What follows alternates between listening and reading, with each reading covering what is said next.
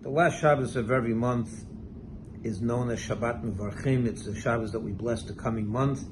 And we do this 11 times a year, except for the month of Tishrei, this coming month of Rosh Hashanah. Tomorrow is the last Shabbos of the year, meaning it's the Shabbos before Rosh Hashanah. We will not bless this month. And the reason is because this Shabbos, God Himself blesses the Jewish people.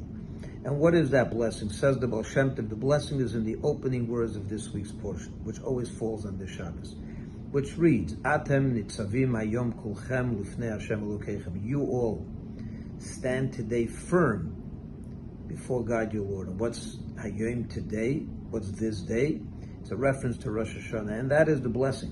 What we're reading here is that God says, you all on Rosh Hashanah, the day of judgment, stand firm. In other words, you're victorious. Why is that?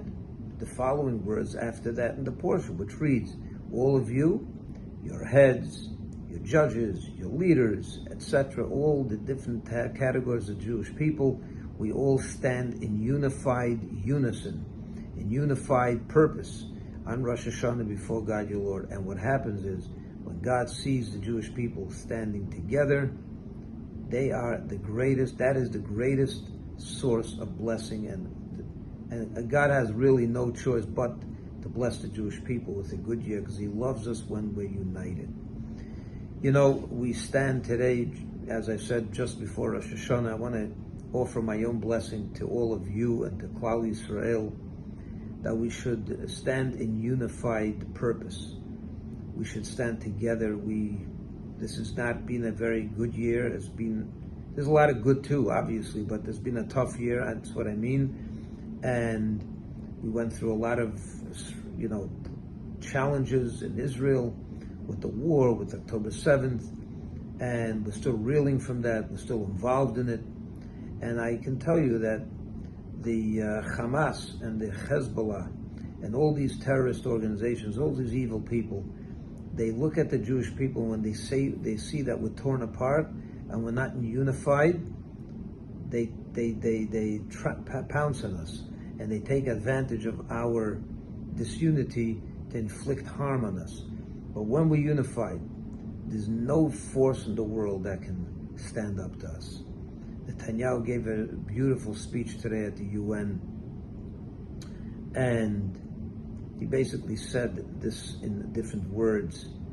And I just want to share with you that as we go into Rosh Hashanah, my prayer and blessing is that we should all find that part within us that's unifying, that to stop focusing on those things that separate us, but rather to focus on the things that unify us.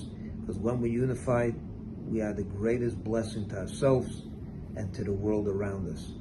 May God give all of us a happy and healthy year, a strengthened year, a year that will see the complete turnaround of every challenge that we saw this year. The hostages should be reunited with their family, every last one of them that remain in the Gaza Strip. And the war should end in resounding victory for Israel, which means that they should go till the end with this and put an end to this challenge of these terrorists in the south and in the north, and bring peace upon the land for 40 years at least.